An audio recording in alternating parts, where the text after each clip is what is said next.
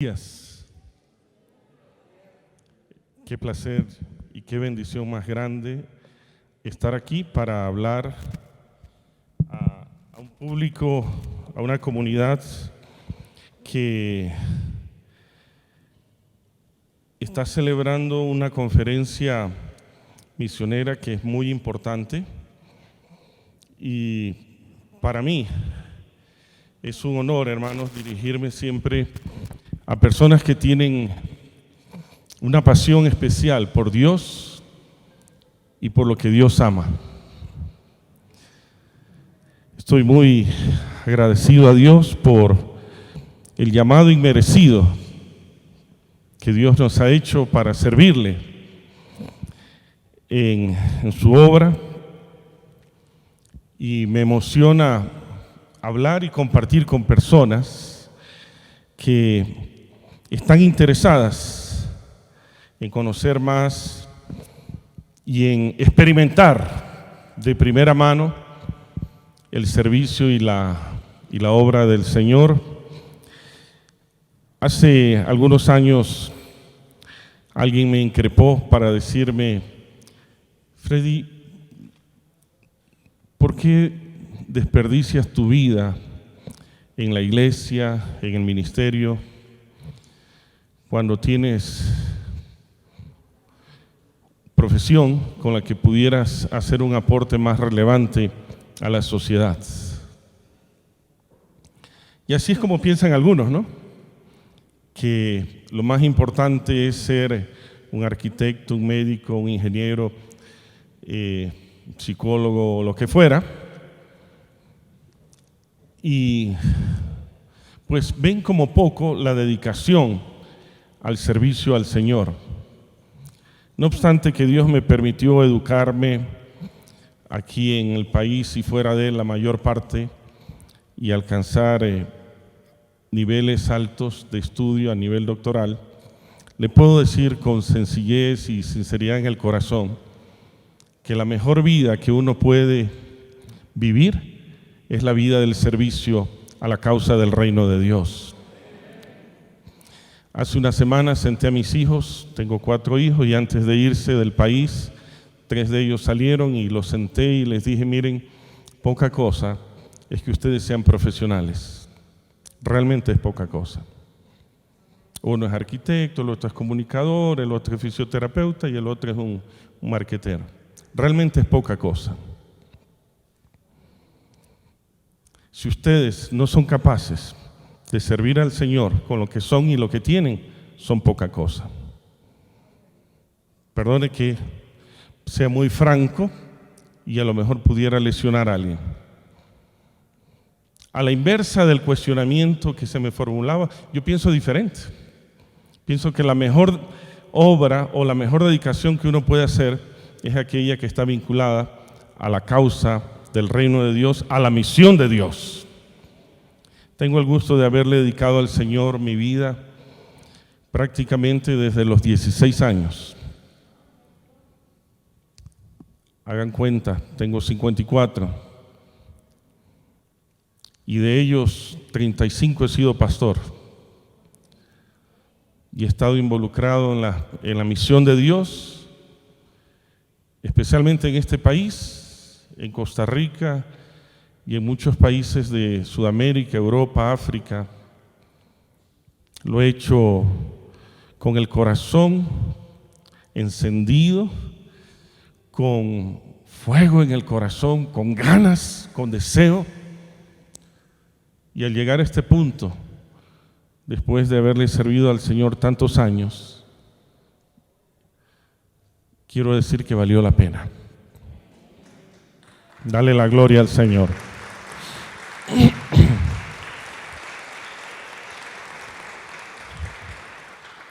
Yo no sé por qué la iglesia se dejó convencer de posturas diferentes, como si lo que hiciéramos fuera una cosa intrascendente. Al contrario, es todo totalmente trascendente, porque trata con la vida y con el futuro de las personas, presente y futuro. Incluso sana el pasado. Y la iglesia se fue arrinconando progresivamente en un costado, en una esquina de la sociedad, y empezamos a minusvalorarnos. Y de ahí el tema que hoy vamos a tratar. En vez de actuar como leones, actuamos como cachorritos. En vez de portarnos a la altura, nos arrinconamos como unas ovejitas. ¿Qué pasó con la iglesia? Yo he visto crecer la iglesia, pero hace 20 años, escúchame lo que le voy a decir, hace 20 años la iglesia se ha estancado, la iglesia ecuatoriana. ¿Me escucharon? No pasamos de 7,000 congregaciones en el país, en un país de 18 millones. Guatemala, con una población similar, está por encima de las 30,000 iglesias, nosotros 7,000. ¿Aló? Algo está pasando. Las nuevas generaciones en las que teníamos mucha esperanza, y más aún que vivimos en un contexto latinoamericano donde el 68% de la población tiene menos de 34 años. La mayor parte de las nuevas generaciones están fuera de la iglesia y fuera del ministerio. ¿Escucharon lo que dije?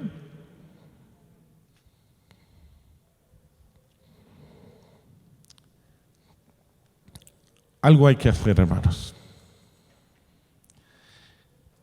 Yo he participado en movimientos misioneros ya por muchos años y me he topado con unas sorpresas ingratas. A veces hablamos de las necesidades misioneras alrededor del mundo, pero nos olvidamos también de las propias. Prueba de ello. ¿Alguien conoce Bameno? ¿Quién ha ido a Bameno alguna vez en su vida?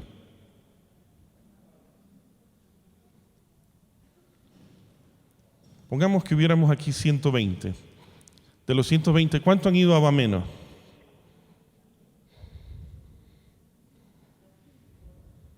Está aquí en Ecuador. ¿Sabe dónde queda Bameno? Al final del Yasuní. Al final del Yasuní, esto es de Coca, 3 horas hasta el puerto de Chiripuno y 12 horas en canoa hasta el fondo de todo el Yasuní. Sabe que por en medio hay que pasar, después de 3 horas de navegación, hay que pasar por la zona intangible, que son 3 horas más o menos, de un lado los Tagaeri, del otro lado los Taromenane. ¿Saben que en esa zona mueren permanentemente gente y que acá en Ecuador no se sabe nada? Por los asesinatos que se producen, de propios y de misioneros. Me he topado con jóvenes misioneros que quieren ir al otro lado del planeta Tierra, pero no conocen Bameno. Y no estoy en contra de que vayamos a alcanzar a las poblaciones de otros lados del mundo. Hay que hacerlo. La misión es en Jerusalén, en la provincia, en Judea, es en Samaria más al norte y es hasta lo último de la tierra. Pero algunos se dan el salto, se quieren ir directamente a Samaria y hasta lo último de la tierra, sin haber ido por Jerusalén y Judea. Y esta es nuestra población. Como esta, hay muchísimas ahora acá en Ecuador que no han sido alcanzadas.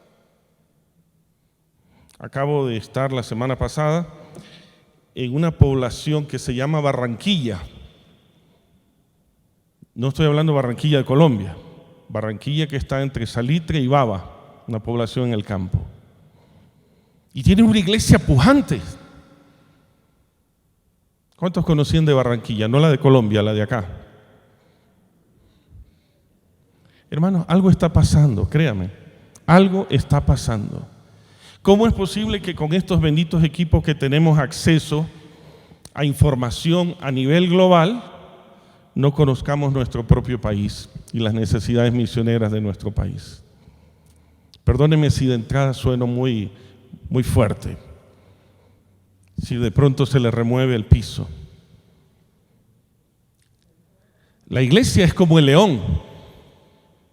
Y ustedes saben que en la Biblia, león es la figura del Padre, ¿verdad? De Dios. Tenemos la misma esencia del Padre como iglesia. Solo que hay un pequeño detalle. Ese león está dormido. En vez de rugir, está roncando. ¿Me escuchó? Mire el que está a su lado, pregúntele, ¿estás roncando?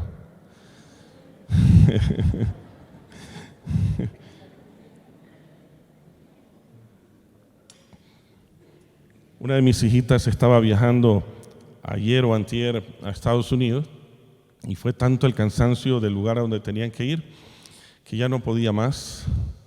Dice que se ha desparramado en el asiento y empezó a roncar y la persona, la gringuita que estaba al lado, la tuvo que empujar porque roncaba ya mucho. Y la iglesia se parece a eso. Está roncando.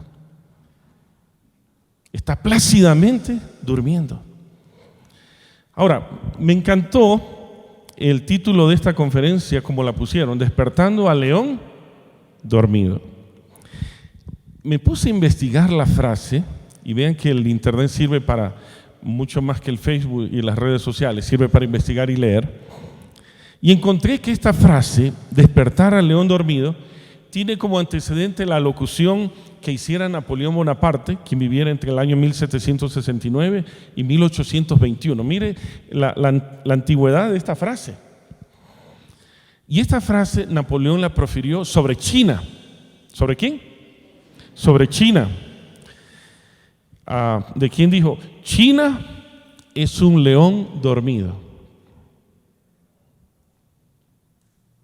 Quien además añadió, déjala dormir, porque cuando despierte sacudirá al mundo. Oiga, eso fue profético, ¿verdad? Y eso que Napoleón no era ni cristiano ni profeta. Déjala dormir, porque cuando despierte sacudirá el mundo. ¿No es lo que estamos viviendo en estos momentos? Mire, ante el conflicto de Rusia y Ucrania, China podría ser dirimente. Pero ¿han visto la postura que han mantenido? Muy serena, muy quieta. Que si China dijera, me voy con Rusia, abiertamente, se acabó este planeta. ¿Cierto? Miren el poder de China. En el pasado, Estados Unidos, Rusia, la ex Unión Soviética se peleaban este espacio, ¿verdad? Y ahí la Guerra Fría y todo aquello. Pero lo que a mí me llama la atención es que hoy China no ha necesitado disparar un solo misil, una sola bomba para tener el control del mundo. Usted va a Estados Unidos y vaya, por ejemplo, a los latinos les encanta mucho ir a Walmart, que es el Supermaxi de acá. Los latinos van a Walmart y ¿qué creen? ¿Saben de dónde vienen todos los productos de Walmart? De China. ¿Saben quiénes son los más grandes accionistas de empresas y del mercado bursátil en Estados Unidos hoy? Después de los judíos, los chinos. No son los propios gringos. ¿Sabían eso o no? Sin disparar una sola bomba, se despertó el león de Asia y mire dónde estamos ahora. Ahora, quiero también traer a colación otra frase para que se quede con esa frase mientras hablamos esta mañana. Sin familia misional no hay futuro eclesial. ¿Puede decirlo conmigo? Sin familia misional no hay futuro eclesial. Y esa familia misional es el león dormido, que se llama también iglesia. Si comparamos a la iglesia con un león dormido, debemos tener presente que esta analogía coloca involuntariamente a la iglesia con una nación supremamente poderosa. Todos sabemos lo que es China hoy, ¿verdad? Gústenos o no, es todo un poder, una hegemonía. Pero es un gigante que despertó. Esa es la gran diferencia.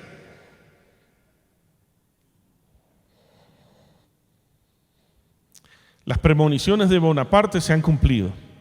Su poder se exhibe en todos los campos de la actividad humana y es geopolíticamente importante. Traigamos esa reflexión acá. ¿Podremos, como iglesia cristiana, asumir el peso de nuestra condición de ser iglesia? Me explico qué significa eso. Embajadores del reino de Dios en todo el globo terráqueo. ¿Podremos como iglesia? ¿Estamos conscientes del peso de esa responsabilidad? Empezando por nuestra comunidad local y país y luego el mundo. No se salte Jerusalén, ¿eh?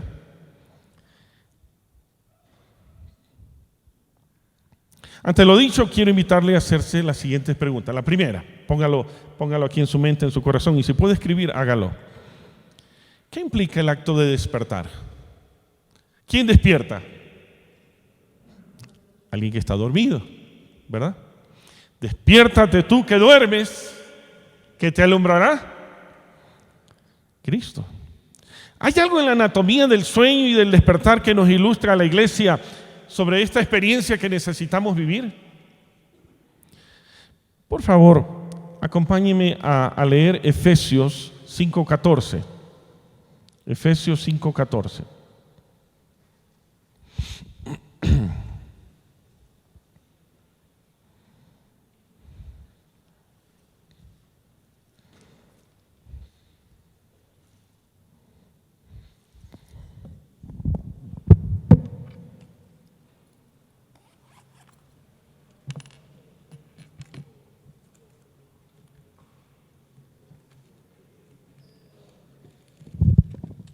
¿Ok? Por lo cual dice, despiértate tú que duermes y levántate de los muertos. ¿Escucharon esa mención? ¿De dónde? Es como si la iglesia ha entrado en un proceso de agonía y te alumbrará Cristo. Pero note este detalle. ¿Quién tiene que tomar la decisión de despertarse? ¿Quién? Cuando tomamos conciencia, como cuando tomamos responsabilidad que algo no anda bien, que no estamos haciendo bien respecto de nuestra responsabilidad, somos nosotros. Pero la segunda cosa que me preocupa es que compare en este caso al pueblo de Dios con un pueblo que está en agonía. He estado acompañando a una parejita de aquí de la ciudad que entró en un proceso de agonía el Señor, hermanos de nuestra iglesia, y falleció esta noche, esta madrugada, y por ahí como pastor me tocó estar hasta la madrugada acompañándoles. Más aún que era una mujer, una parejita sola. Sus hijos son misioneros en Austria y en otros países y estaban solos. Me llama a la medianoche, pastor, mi esposo murió, ¿puede venir? Digo, claro, correr en ese momento. Le he acompañado durante estas 2 semanas de agonía. Es una cosa tenaz ver cómo la persona se empieza a degradar, cómo pierden masa muscular, cómo se degrada sus facciones, todo el ambiente cuando uno empieza a respirar a muerte. Hermanos, es más o menos lo que nos está pasando como iglesia. ¿Me escucharon? ¿Estamos conscientes que esa es nuestra realidad como iglesia cristiana en Ecuador? Usted dirá, no, pero ese es problema de las demás. Un momentito, la iglesia es una sola. Si no somos capaces de sentir en carne propia el dolor de lo que está pasando con el resto de la iglesia, algo anda mal también en nosotros. Segunda pregunta, ¿está dormida la iglesia realmente? Más aún que en una de las metáforas se establece el hecho de que, o uno de los ejemplos, que la iglesia es un heraldo, es como un guardián. ¿Qué hace un guardián que custodia una propiedad? ¿Qué tiene que hacer? Vigilar. Pero ¿qué pasa si, como suele ocurrir, esos guardianes se dedican a dormir? dejan a la intemperie los bienes que tenían que custodiar. La iglesia ha dejado a la intemperie las necesidades humanas, a la gente. Y por eso, miren el alto grado de descomposición social. Tenemos dos problemas severos en este país, además del de la corrupción. Uno de esos problemas severos se llama violencia. ¿Han visto las escalas a las que ha estribado la violencia en nuestro país? Nunca antes hemos visto algo así. Para prueba un botón. Hace 2 semanas tuve que ir a Tambillo a inaugurar un centro de estudios de FLET y subimos hasta arriba a la montaña. Cuando bajamos, en Tambillo, donde están los semáforos para entrar ya a Quito, oh sorpresa, cuando entré no había problema, pero cuando bajé a la medianoche, una fila de más de 2 kilómetros de largo. Me extrañó. Yo venía de esta manera, iba a virar para entrar ya al sur de Quito e ir al norte donde vivo. No podía porque había una fila larguísima. Entonces me bajé y pregunté qué está pasando. Dice, no, más adelante se han avaliado un par de pandillas y se han matado entre ellos.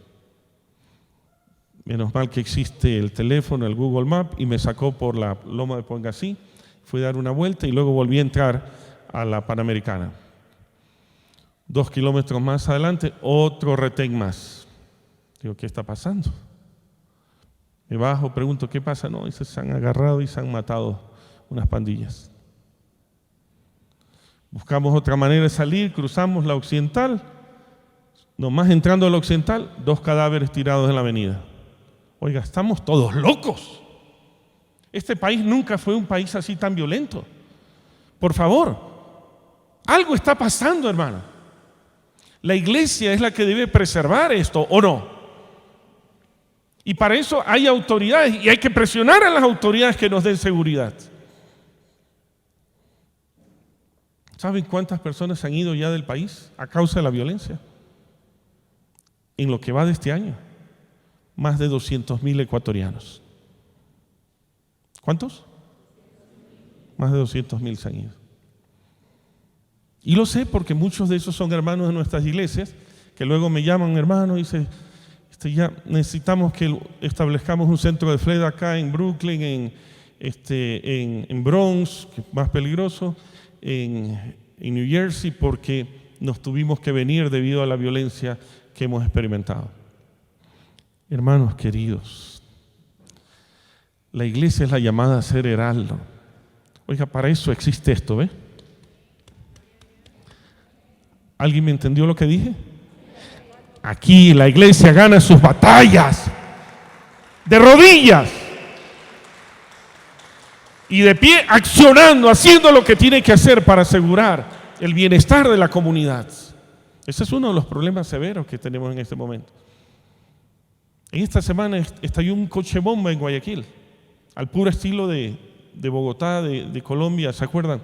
En los días de Escobar, un coche bomba por allá. Hermanos, despertemos, la sociedad se nos está cayendo a pedazos. Y nosotros, contentos, adorando a Dios en nuestras 4 paredes, sin siquiera utilizar las rodillas para neutralizar las obras de las tinieblas.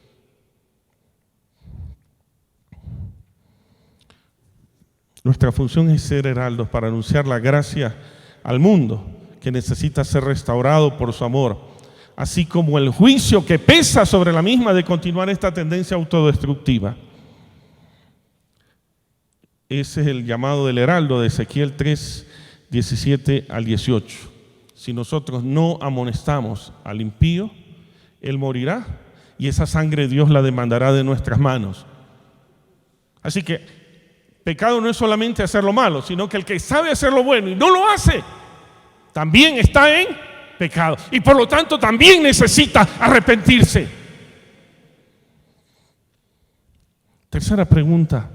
¿Estamos cumpliendo con nuestra comisión como la que se enunció aquí de discipular y reproducirnos en nuevas generaciones? Mateo 28, 19, 20, todos lo sabemos de memoria, ¿verdad? Por tanto, yendo, Haced discípulos de todas las naciones, bautizándolos y luego enseñándoles a obedecer, a guardar todas las cosas. Pero nos hemos olvidado la otra parte. Según de Timoteo 2:2, ¿qué dice? Esto que has oído de mí, enseña a hombres y mujeres que sean fieles y idóneos también para enseñar a otros. Es decir, nuestra misión no termina cuando hemos cumplido la primera parte. Nuestra misión termina cuando nuestros discípulos se están reproduciendo. ¿Me escuchó? Y a propósito de eso, de una vez lo digo de frente para no estar dándonos tantas vueltas. La misión tiene que ver, o la metodología de llevar a cabo la misión, con el hacer discípulos. Pregunta del millón. De cada uno. ¿Cuántos discípulos usted ha formado en su vida? ¿Cuántas generaciones de discípulos ha formado? No le pregunté a cuántos cultos fue, cuántas ofrendas dio, cuántos diezmos dio, no, nada de eso. ¿Cuántos discípulos usted ha formado en la vida? Discípulos que se están reproduciendo en nuevas generaciones. Cuénteme cuántos.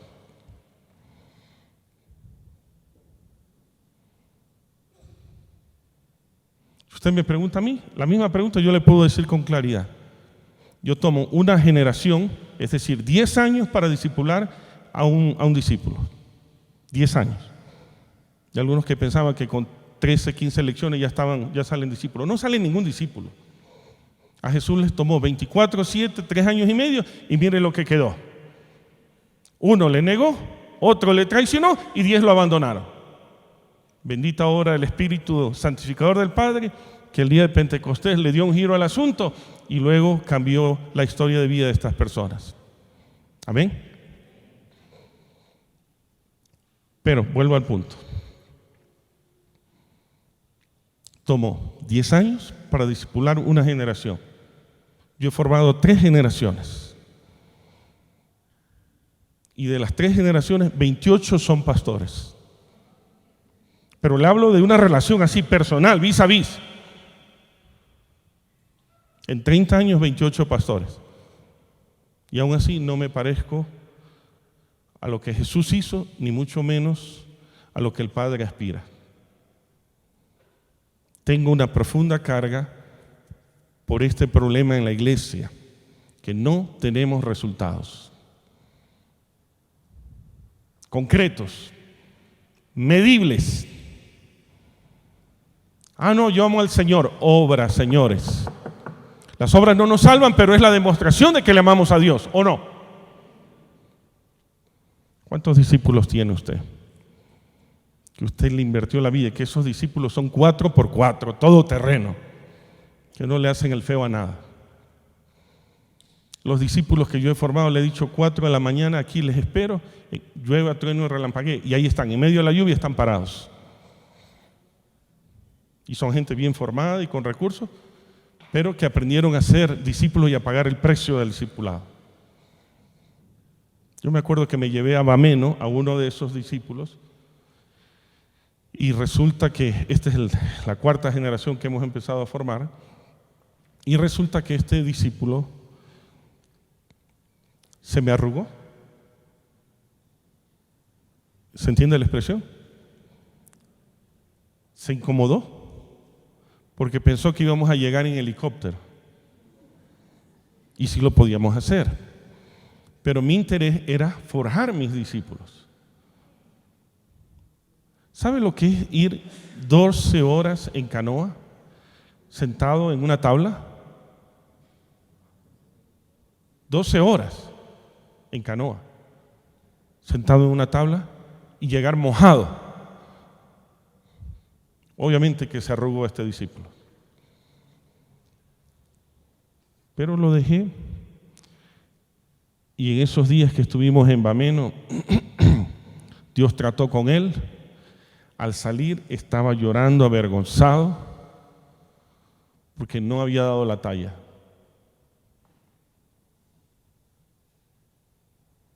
Le digo, tiene una segunda oportunidad. Venga conmigo a Toñampari. ¿Cuántos conocen Toñampari?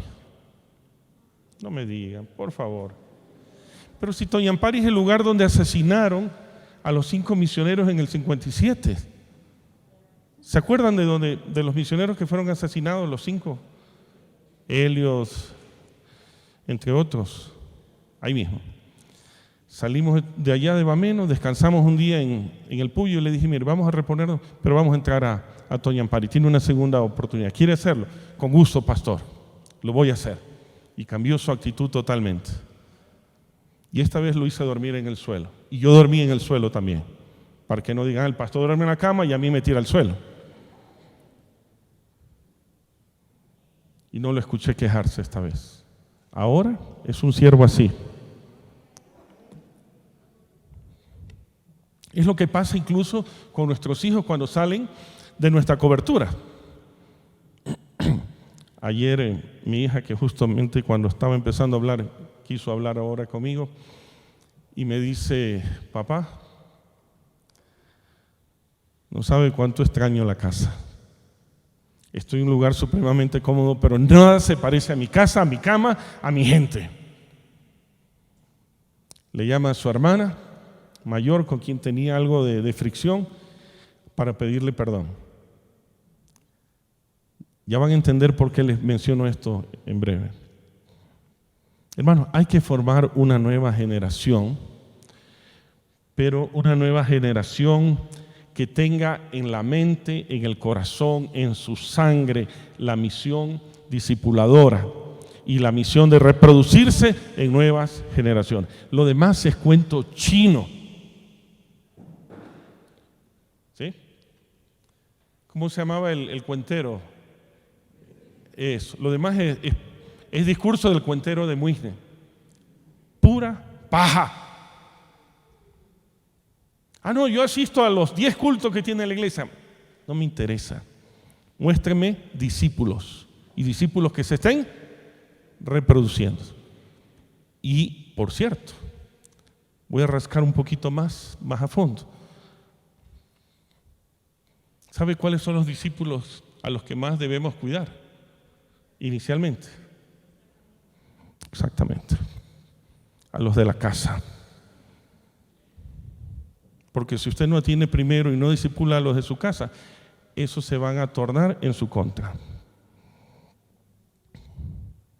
Y van a ser los más grandes detractores y retenedores del avance a la misión de Dios. ¿Qué resultados concretos? Cuarta pregunta. ¿Qué resultados concretos tenemos de vidas transformadas, discipuladas y equipadas para hacer la obra del ministerio? Según lo que dice Efesios 4:12. El mismo Señor estableció a unos para que sean apóstoles, profetas, evangelistas, pastores y maestros. ¿Para qué? ¿Cuál es la finalidad? Para capacitar a los santos para hacer la obra del ministerio. ¿Quiénes son los santos? El pueblo de Dios. ¿Sabe lo que significa la palabra santo? Significa esto nada más, que algunos le tienen miedo. Significa separado del mal y apartados para hacer el bien. ¿Puede repetir conmigo? Separados del mal y apartados para hacer el bien. Claro, a veces pensamos que santo es incólume, perfecto.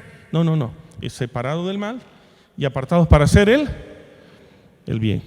¿Quiénes tienen esa responsabilidad? Todos los que están separados del mal. ¿Cuántos han sido separados del mal? Por la sangre del Cordero de Dios, a quien sea la gloria por los siglos de los siglos. Bendito sea su nombre.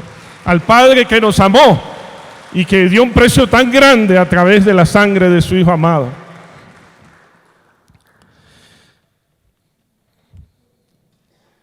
Ahora, pregunto, y hágase usted mismo la pregunta, ¿qué resultados tengo de vidas que han sido transformadas, que han sido discipuladas y equipadas para hacer la obra del ministerio, según lo que leímos de Efesios, en nuestra localidad y más allá en los lugares distantes donde ninguna iglesia va?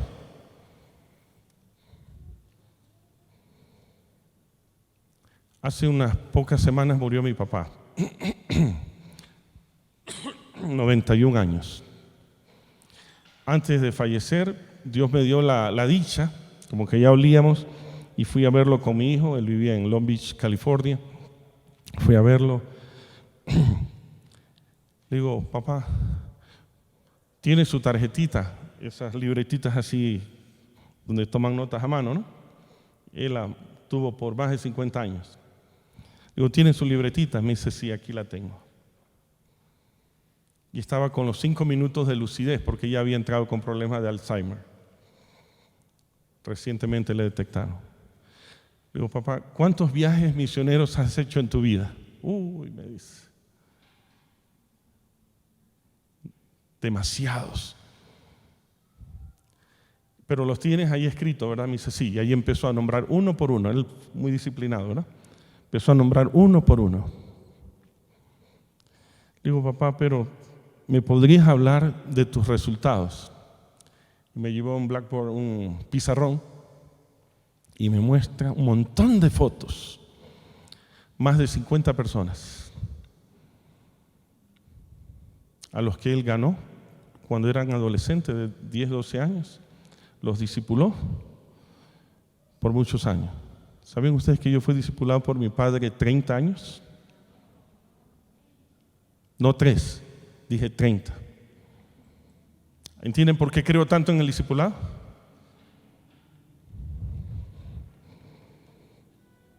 Le digo, papá, ¿y eso has hecho, verdad, con todos ellos? Me dice, sí. ¿Sabe qué algo interesante? A muchos de ellos les dio la oportunidad y los becó para estudiar en la universidad, dentro de Estados Unidos y fuera de Estados Unidos.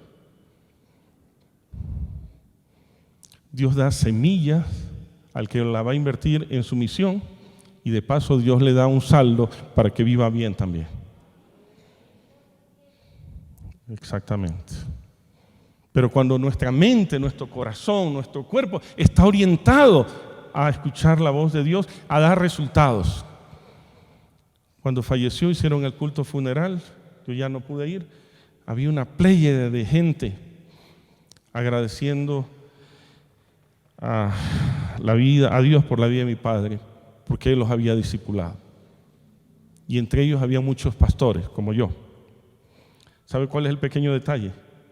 Que mi padre nunca fue pastor. Era un simple veterinario e ingeniero mecánico. No sé cómo lograba coincidir con las dos cosas. Pero era un siervo de Dios. Y toda su vida lo invirtió para servir en la labor de discipulado. Más de 50 personas discipuladas. Y aquí uno de ellos.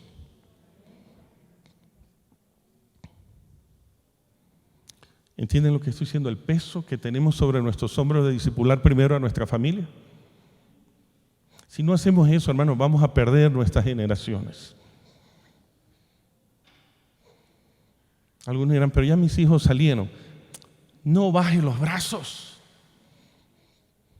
Todavía usted seguirá siendo papá y todavía seguirá siendo mamá. Y nadie le va a quitar su privilegio y su responsabilidad de influir sobre sus generaciones. Aleluya.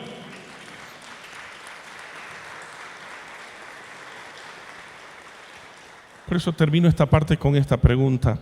¿Qué está haciendo usted por la causa del reino de Dios? Yo soy director de FLED ya por 29 años y FLED nació para atender a los grupos étnicos principalmente.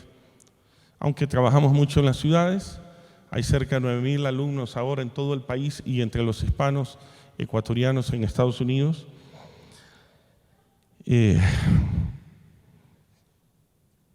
Pero en mis ratos libres, que no son muchos, soy pastor y a la vez estoy ocupado como director de una agencia misionera cuya responsabilidad es evangelizar, discipular y formar nuevas generaciones de pastores, obreros, misioneros o aoranis.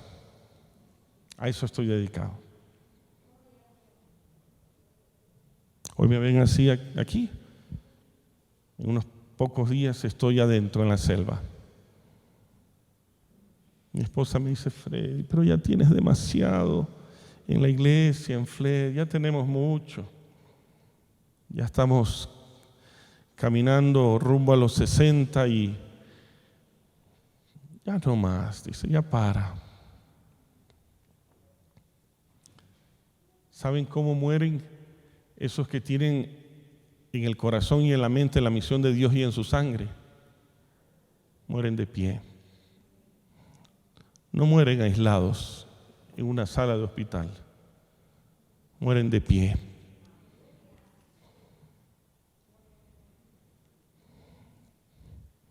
Hermano, no hay cosa mejor. Y es curioso que nadie me paga para hacer eso. ¿Me escucharon? Lo de ser misionero no tiene respaldo económico. Lo más raro es que yo mismo me pago para hacer esa obra. Y gestiono para financiar todo lo que hacemos en esa obra. Porque mi trabajo originalmente es otro. Y le saco ratos libres. Y menos mal, ya los chicos ya crecieron. Mi hija mayor tiene 34, la menor 22. Y de los 4, 3 ya acaban de salir. Así que ya el nido empieza a quedarse vacío. Triste porque se van, pero contento porque podemos hacer lo que nos gusta hacer, que es estar en la misión de Dios. Y eso no tiene precio.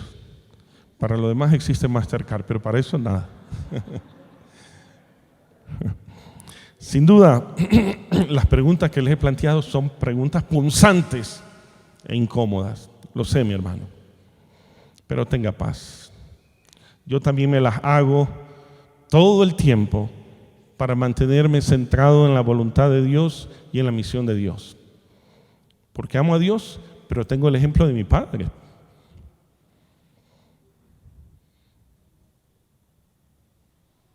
Y eso pesa. Un día le dije, hace unos pocos años, que lo fui a visitar, le digo, papá, ¿cómo yo te puedo agradecer todo lo que tú has hecho en mí? Solo haciendo una cosa, me dice. Y con avidez lo miré y le digo, dime cuál. Haz lo mismo que yo he hecho contigo, hazlo con otros.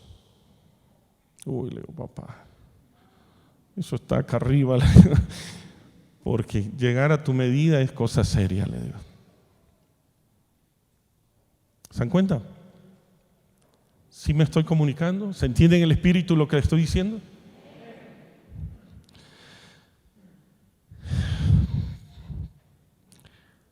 Me las tengo que formular todo el tiempo para mantenerme en el centro de la voluntad de Dios y en la misión de Dios, nuestro Padre Celestial. Pues hay un pequeño detalle. Miren 1 Pedro 2, 3, 9, hay esta expresión. Él no desea que nadie se pierda. Amén. 1 Pedro 3, 9. Él no desea que nadie se pierda. Perdón, 2 de Pedro. El Señor no retarda su promesa, según algunos la tienen por tardanza, sino que es paciente para con nosotros, no queriendo que ninguno perezca, sino que todos procedan al arrepentimiento. Sino que tengan la oportunidad válida para arrepentirse y aprender a vivir en obediencia a su voz mediante su palabra. Pero, querido hermano, no deje que su corazón se endurezca, sino que tenga la sensibilidad para escuchar. ¿Alguien está escuchando el día de hoy? Yo lo sé, no es tan cómodo escuchar lo que están escuchando. Pero Dios no me llamó a endulzar su oído, tampoco a ser irrespetuoso, y creo que no estoy siendo irrespetuoso con ustedes. Pero Él no me llamó a endulzar su oído. Por favor, escuchemos. Segunda cosa, no importa si usted tiene 50 años en el Evangelio, arrepiéntase. ¿Me escuchó? Porque si no está dando resultados concretos de discipulado y de discípulos que se están reproduciendo, algo no anda bien. Otras son sus prioridades. Jesús lo advirtió a tiempo en Mateo 6:33. Busca primeramente el reino de Dios. No dice secundariamente ni terciariamente. Dice primeramente. ¿Qué cosa? El reino de Dios. La soberanía de Dios sobre la multidimensionalidad de nuestra vida, en nuestra relación con Él, en nuestra relación intrapersonal, en nuestra relación con el prójimo, en nuestra relación con toda la creación. Si no lo estamos haciendo así, hay que arrepentirse. No le dé mucha vuelta, no le busque quinta pata al gato, hay que arrepentirse y cambiar de dirección misional en la vida.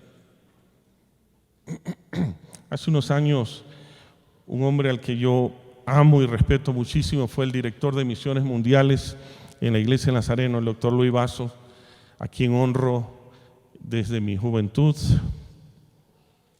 un hombre de Dios.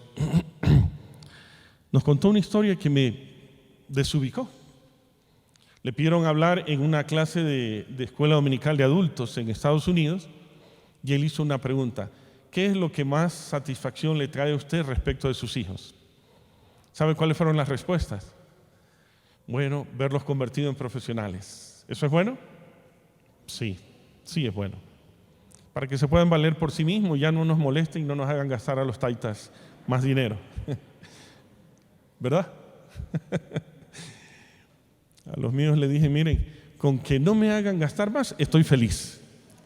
Y eso sí, si pueden, manden ya los diezmos, porque ya le empieza, ya tiene la responsabilidad de diezmar a su pastor, y ese pastor soy yo, le digo, por si acaso. Pero bueno, volviendo al punto, hermanos, es hora de tomar esta dirección. Y el doctor Luis Vaso le decía, eso es bueno, que sean profesionales. Y usted le dice, uy, yo estoy trabajando, dice, para dejarle una buena herencia. Eso está muy bien. Y él aplaudió. Qué bueno. Y usted le dice, Señor, bueno, yo estoy formándolos, dice, para que sean buenos empresarios. Uy, qué bueno. Y dice a los demás, ¿no les parece que vale la pena aplaudir? Sí, en todo empezaron a aplaudir. Y cada padre, orgulloso, orondo, decía lo mejor que podía, ¿verdad? Entonces, al finalizar las intervenciones, dijo, ¿hay alguno aquí a quien le interese que la prioridad en el corazón de sus hijos sea el reino de Dios? El detalle es que ninguno había hablado de eso. ¿Aló? Y la Biblia dice que la prioridad debe ser el reino de Dios y su justicia. Oiga, hubo un silencio sepulcral, así como... porque nadie tenía esta prioridad, y es la realidad, y es por eso que la iglesia duerme. Ahora bien, en esta ocasión, ¿a qué hora debo parar? Mañana. ¿Sigo? Bueno, ustedes me dicen, yo paro cuando me digan. Alguien me tenía que avisar y decir sí, así, y ya, eso es, sí, ahí está. Cuando haga así, yo ya sé que me quedan 5 minutos. Ahora bien, en esta ocasión me referiré a 4 aspectos. ¿Cuántos aspectos? 4. Que son señales claras de que algo no anda bien en la iglesia cristiana. Son síntomas. ¿Qué es el síntoma? ¿El problema? No. El síntoma es la evidencia de lo más interior. Por ejemplo, si alguien estornuda una vez, ¿qué decimos? ¿Qué puede ser? Interpretemos. Tiene una gripe, ¿verdad? Estornuda 2 veces. Oiga,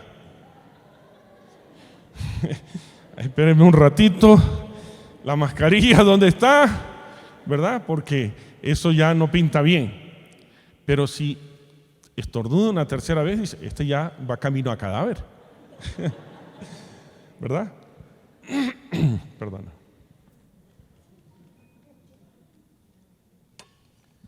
No todos los síntomas, realmente ninguno de los síntomas es el problema de fondo. El problema de fondo no está en la epidermis, está debajo. Y le voy a mostrar con un ejemplo. Yo tenía un amigo guatemalteco alemán que fuimos compañeros en la universidad allá en Costa Rica, que él le gustaba estornudar. ¿Y sabe qué hacía? Cogía un pedazo de servilleta y hacía como una especie de palito y se lo mandaba hasta atrás. Y empezaba a estornudar 1, 2, 3, 4, 5 veces. Le digo, Otto, ¿por qué haces eso? Dice, no te imaginas cuánto me relaja, mes. Era gripe, era COVID. Una mala costumbre, nada más, un mal hábito, ¿verdad? Para relajarse. Bien, los síntomas lo que hacen es expresar el problema de la infección interna que nos revela el problema de fondo, mismo que es crucial para la salud de la iglesia y para su razón de ser, porque es la iglesia la que tiene la responsabilidad de extender el reino de Dios. Así que vamos por la primera. A propósito de nuestra salida de este periodo de pandemia. Ha sido dura la pandemia, ¿verdad? Nunca antes habíamos vivido algo así, ni nos habíamos imaginado. Aunque han habido, si no lo sabían, desde los días de Cristo hasta el presente, 20 pandemias en la historia. ¿Cuántas? 20. Una que le hemos tenido, que a lo mejor no le hemos parado mucha bola, se llama VIH-Sida, que ha cobrado más vidas que el COVID o la COVID. Hay más de 38 millones de muertos por VIH-Sida. Por la pandemia no pasamos los 10 millones. Pero han habido 20. Ahora, sin duda, que la primera cosa, primer aspecto al que necesitamos despertar es este. Despertemos al nuevo contexto de vida en que nos toca vivir. El mundo ya cambió. El mundo que conocíamos ya cambió. Totalmente cambió. Los ejes estructuradores del poder, de la economía, cambiaron. Ahora hay una forma de organización multipolar, no hay una sola fuerza local como Estados Unidos anteriormente, después China, después India, Brasil estaba entrando en la colada como la 9ª potencia mundial, entre otros. Ya ese mundo cambió, totalmente. Entonces, tome nota de esto, por favor. El primer despertar que necesitamos es despertar al nuevo contexto de vida en que nos toca vivir. Precisamos despertar a la nueva realidad de la pospandemia y de la nueva realidad de la iglesia de la pospandemia. Esto supone recuperar nuestra esencia misional como ente de Dios, como entidad de Dios, para el cumplimiento de Dios y sus propósitos en el contexto de vida en que nos ha tocado vivir ahora. No podemos ser igual que antes, hermanos y hermanas. Aunque nos habíamos acostumbrado a un estilo de vida centrado en el culto, en el que invertíamos para las necesidades internas de nuestra comunidad de fe la mayor parte, esto nos ha llevado a estar de espaldas a las necesidades humanas de aquellos que son sujetos del amor de Dios. ¿Se recuerdan lo que dice Lucas 4, 18 al 19? El Espíritu del Señor está sobre mí, por cuanto me ha ungido para dar buenas nuevas a los pobres, para dar vista a los ciegos, para sanar a los quebrantados de espíritu, para liberar a los oprimidos y para proclamar el año de jubileo, el año del perdón de las deudas o el año favorable del Señor. Esa es parte de esa misión mesiánica que Jesús asumió, que está en Isaías 61 y 2. Por favor, dése cuenta que este es un nuevo día con condiciones diferentes que demanda acciones comprometidas con Dios y con nuestra colectividad. Una vez le preguntamos a un vecino, cuando íbamos a plantar una iglesia, le dijimos a este vecino, ¿qué piensa de la iglesia que está aquí en la comunidad? Son buena gente, dice. Son buena gente, gente buena, dice. El problema es que no hacen nada en la comunidad. Buenos que no sirven para nada. ¿Aló? Hágale así, dígale, ahí te hablan. Dígale, ahí te hablan. Dígale, ahí te hablan. Hay mucha gente profundamente lastimada por la pandemia. ¿Saben ustedes que han muerto más de 150 pastores durante esta pandemia aquí en Ecuador? ¿Sabían eso o no? más de 150 pastores. Como si yo no tuviera nada que hacer, el Señor me empuja en una de esas noches de oración, de desvelo. Hagamos algo para las familias de los pastores que han fallecido. Señor, ya tengo demasiada comida en el plato, demasiada cosa para hacer como para otra más, porque eso es billete, pues. Pero no se olvide que cuando Dios da la visión, los recursos siguen a la visión. ¿Cuántos lo creen? Le llamo a un amigo y le digo, oye, el Señor me inquietó con esto, le digo. Pero estoy tan ocupado, le digo, que no sé qué hacer. ¿Te interesa? Se pone a llorar esta persona y me dice, acabo de tener un sueño y vi todo esto que me acabas de decir. Y el Señor me ordenó liberar todos los recursos para ayudar a esas familias. Un empresario acá. Freddy, tienes todo lo que necesitas. No sé cuánto necesitas, pero el Señor me dijo que lo dé todo lo que necesitas. Señor, gloria a Dios, pero ya tengo mucho para hacer, pues. Hay un montón que están cruzados de brazos. Señor, ocupa a aquellos también, pues. Si fuera guayaquileño, le diría, no te me cargues tanto, pues. Pero no, jamás. Fíjense que cada vez resuena fuerte esta voz de Isaías 6:8. ¿A quién enviaré? ¿Y quién irá por nosotros? Y algunos hacen así. Hey, ¿a quién enviaré? Señor, envíalo a él. Envíala a ella. Por favor. La iglesia no puede estar encerrada en sus cuatro paredes para siempre jamás. Escuché algo que me encantó, que tienen varias obras, como en 8 lugares, ¿verdad? Eso, cuando lo escuché, ya dije, aquí quiero estar, en un lugar así quiero estar. Me interesa hablar con gente que está comprometida en la misión. Pero todavía falta mucho. ¿Saben que hay más de 2.200 pueblos en Ecuador que necesitan iglesia? Pueblitos pequeños así. Entonces, 8 a 1.200, falta un poquito, ¿no? Pero qué bueno que ya estamos en el camino. Les cuento que hay otros que ni siquiera se enteran que tienen responsabilidad allende o fuera de sus 4 paredes. Están contentos, celebrando que son miles y están felicitándose y teniendo grandes templos y grandes equipos y grandes cosas, pero para afuera, nada. La inversión en misiones en estos días de la iglesia norteamericana es 0,16%. Ahora imagínense la iglesia ecuatoriana cómo estará.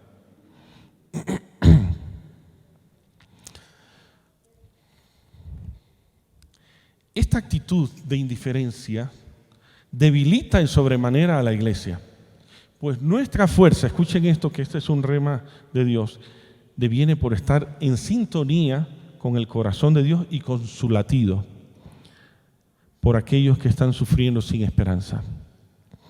¿Me escucharon? Ahí está el corazón de Dios latiendo por los que están sufriendo sin esperanza, que están ahí muertos en vida. Como un ejemplo chiquitico. Pedimos unas pizzas porque nadie quería cocinar en la casa. Las mujeres modernas estos días ya no quieren hacer cena y esperan que el taita, que es el proveedor, solucione ese problema. Mi esposa estaba muy agotada, había trabajado todo el día y dice, no quiero preparar nada. No te preocupes, le digo, ya voy a pedir algo. Pedimos unas pizzas, los chicos de ahora son más de comida rápida, ¿no? ¿Cómo les encanta la pizza? Digo, ¿qué será de bueno que hay en la pizza que les encanta tanto? Pedimos las pizzas y llega el delivery y mi esposa, que normalmente es la que ordena quién va a buscarla, me dice, ándate tú a recogerlas. Le digo, las tengo que pagar y ahora las tengo que recoger. No así, pues le digo. ¿Qué pasa con las mujeres modernas de hoy? Le digo. Se ríe y me dice, no, sea malito, anda a verlo. Voy a verlo y sabía por qué tenía que ir yo cuando hablé con el motorista. Me dice, Freddy Guerrero, le digo, sí. Me Dice, aquí está la orden suya, me dice. Entonces le entregué una propina, $5, y el muchacho empieza a llorar. ¿Qué pasó? Digo, ¿qué te sucedió?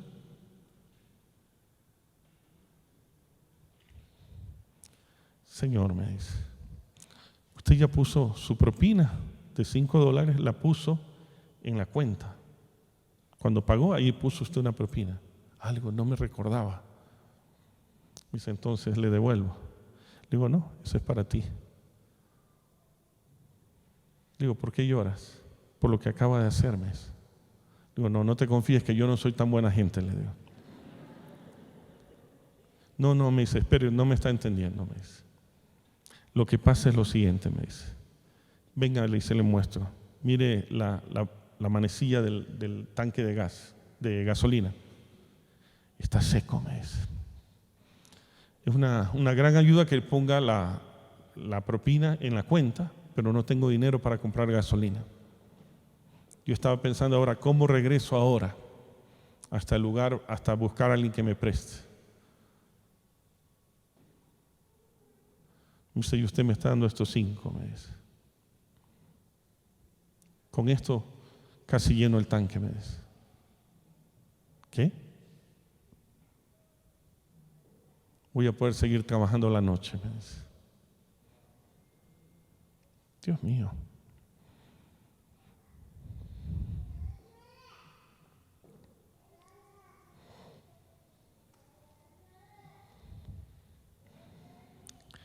El latido de Dios es cada vez más fuerte por los que están sufriendo.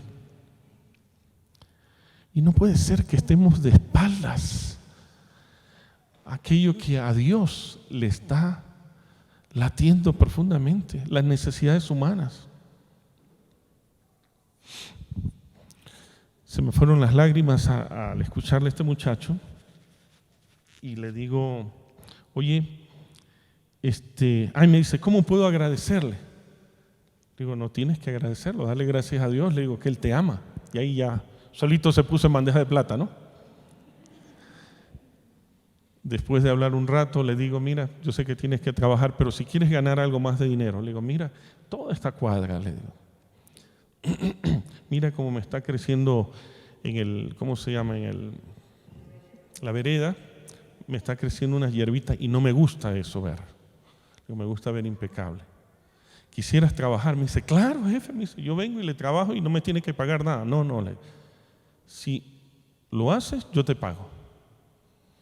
Pero si lo haces, quieres hacerlo gratis, entonces no lo puedes hacer. Me dice, ¿de veras? ¿Me está hablando en serio? Digo, sí. Mañana vengo. Yo pensé que, como algunos son pura boca, ¿no? Yo no, no regresa. Sonó el timbre a primera hora de la mañana. Jefe, estoy aquí, me dice, para limpiar, dice, el portal de su casa. Digo, si haces todo hasta la esquina del condominio, le digo, te voy a pagar $20. ¿De veras? Digo, sí. Es lo que le pago a las personas que me ayudan limpiando esto.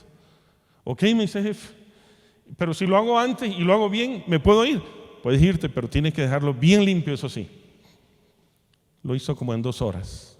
Lo que otros trabajadores se tiran todo 4 o 5 horas.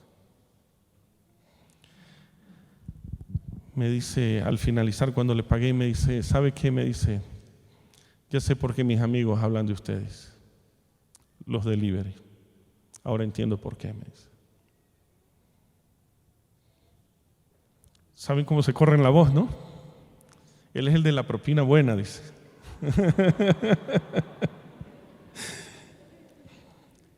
Y usted se pregunta, no, ¿qué pastor más noble? No es cierto. Yo tengo una hija que me enseñó a dar buenas propinas. ¿Sabe por qué? Porque ella era mesera en Friday, este restaurante aquí en la ciudad. Y yo veía cómo se emocionaba cuando recibía una buena propina. Y había días que le fue tan bien que en una noche recibió hasta $120 en propina.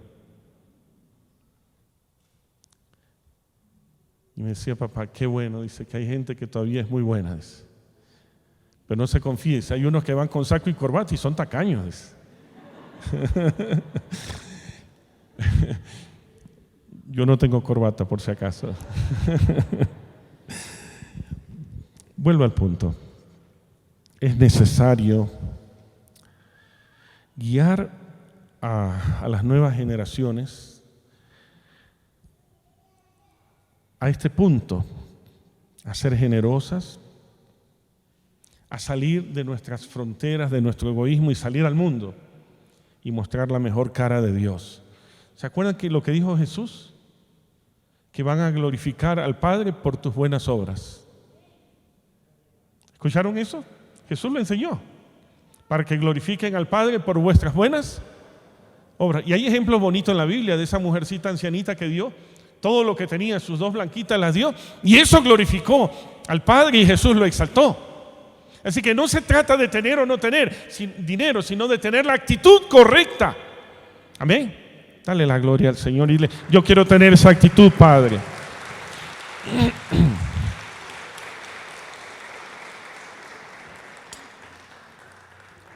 Nuestra agenda intramuros, al interior de la iglesia, no es grata ni fiel al propósito por el cual fuimos constituidos pueblo de Dios. Recuerden que fuimos hechos para anunciar las virtudes de aquel que nos llamó de las tinieblas a su luz admirable. Eso es lo que dice 1 Pedro 2:9. Pero por alguna razón insistimos en seguir alumbrando debajo del almud, debajo del velador. El almud es un velador, como un cajón. No tiene sentido, dijo Jesús, poner la velita debajo del cajón, debajo del velador, debajo del almud. No tiene sentido. ¿Sabe qué va a pasar? Cuando usted la tapa el cajón, la vela, con el cajón la vela, ¿qué va a pasar? ¿Por qué? No hay oxígeno. Entonces, no tiene sentido, hermano. Estar aquí, alumbrando aquí adentro, ¿sabe qué va a pasar? Se apaga la vida. ¿Se dieron cuenta? Y más adelante voy a hablarles acerca de cómo evitar eso. Estamos encerrados en nuestros templos, la mayor parte de la iglesia cristiana, pero que este no sea el caso. No podemos seguir siendo igual, hermano, no podemos. De hecho, según la radiografía de las iglesias que hiciera el doctor Bruno Radzinski, que era el brazo derecho del evangelista Luis Palau, un ítalo-argentino, Bruno Radzinski, él hizo un estudio y descubrió este detalle, y que luego en otros estudios de misionología los corroboré. ¿Saben ustedes que cuando uno hace una radiografía, la radiografía nos permite ver al interior, ¿verdad? ¿Sí se dan cuenta? La radiografía es para ver el interior. Cuando se hace una radiografía de la iglesia, se encuentra este detalle. Solo el 10% está altamente comprometida, como digo yo, con plata y persona. Solo 10% de la iglesia. Si son 1000, 100 son los comprometidos. ¿Escucharon eso? ¿Qué porcentaje? 10%. 30%, el otro 30%, tienen una intención de activarse, pero no han encontrado la forma de hacerlo ni saben cómo hacerlo. ¿Qué porcentaje? 30. ¿Cuánto van ahí? El 60% restante, esto es lo grave, está completamente indiferente a la misión de Dios. Eso es problema de ustedes. Yo tengo cosas para hacer, yo trabajo. Y sí, ¿qué cree que estoy de vacaciones? ¿Cómo cree que sostengo a mi familia? ¿Aló? Aparte de todos los que le he contado, yo tengo mis propios negocios.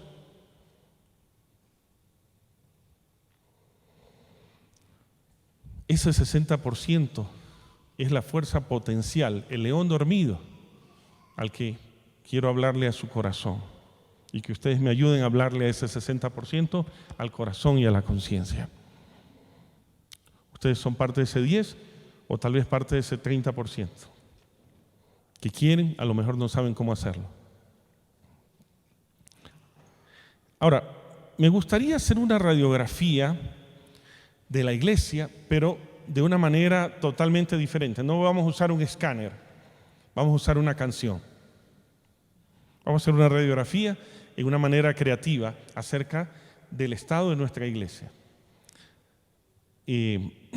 Esta canción se llama Sal. ¿Cómo se llama? Sal. ¿Quiénes la han escuchado? ¿Alguien por acá? No.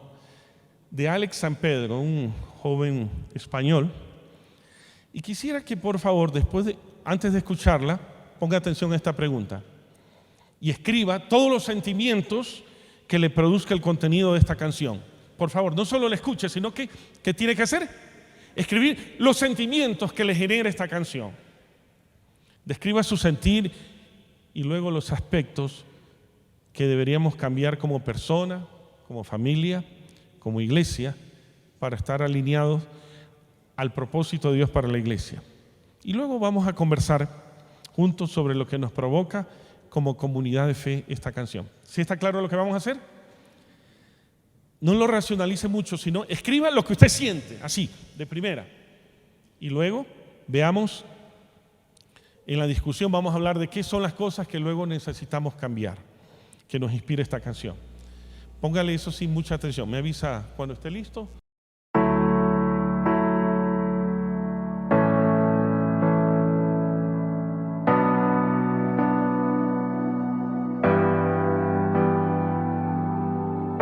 Tengo una Biblia que no habla, un crucifijo que nos salva, una fe que se cansó de las montañas. Tengo oraciones sin sujeto y he predicado tantas veces en el valle de los huesos secos.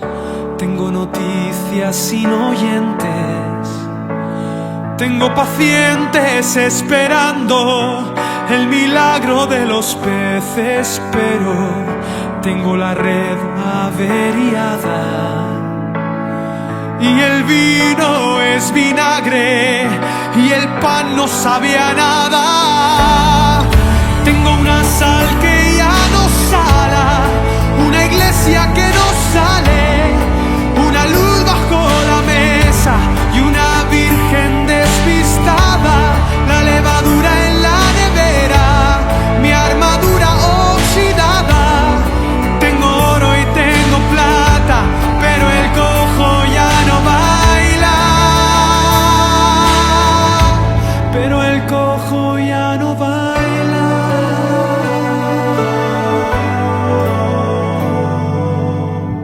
Tengo victorias derrotadas, gente en el templo destemplada, misioneros encerrados en sus casas.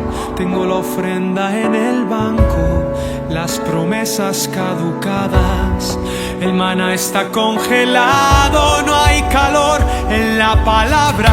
Está de fiesta el atalaya con el buen samaritano.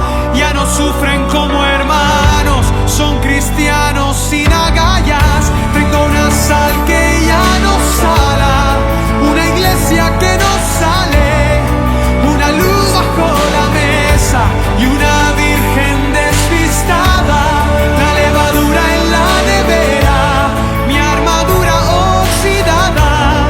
Tengo oro y tengo plata, pero el cojo ya no baila. Tengo una sal que ya no sala, una iglesia que no sale,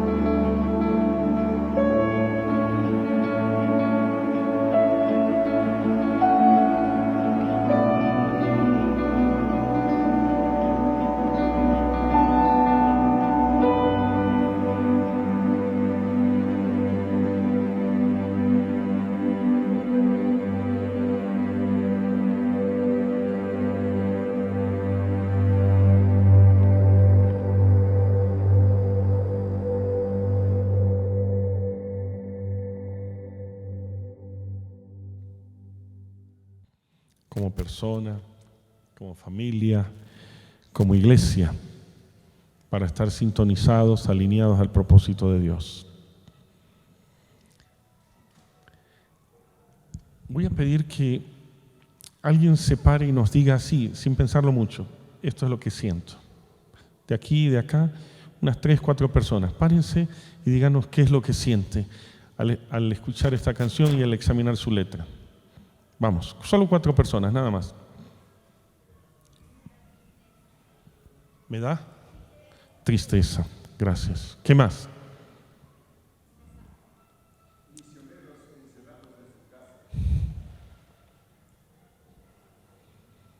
Póngase de pie, le ruego. Religión sin relación, manita. Egoístas. ¿Cómo? Sal sin dar sabor. ¿Cómo? Qué cosa. ¿Cómo? Hemos fallado. Cristianos sin agallas. ¿Qué es eso? ¿Qué es eso?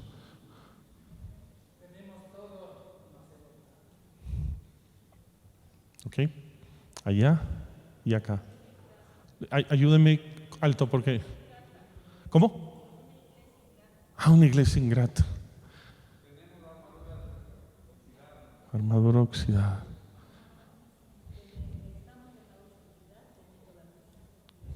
En obscuridad teniendo la luz en la mano. ¿Con los pies? Tullidos. Esa es una radiografía, por eso les pedía que fuera así rápido, a flor de piel para no racionalizarnos tanto. Pero ese es el estado nuestro como iglesia. ¿Se dan cuenta?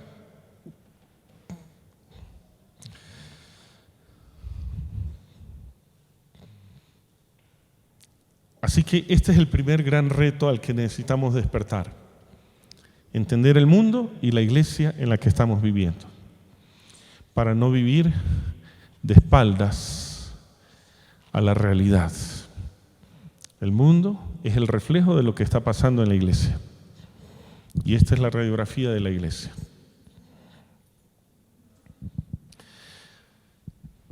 Después de esta reflexión, yo quiero invitarle a usted, a mí mismo, invitarme a tomar control de nuestra realidad como persona. La iglesia son las personas, ¿verdad? Tomar nuestra realidad como personas y decir, Señor, no es lo que yo quiero ser. No quiero tener como misionero estar encerrado en las 4 paredes. El misionero está hecho para estar en el campo de misión. Amén. Hermanita linda.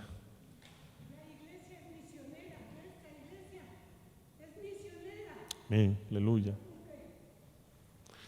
Bueno, algo tenemos que estar haciendo. En estos días el Espíritu de Dios algo está haciendo en medio nuestro.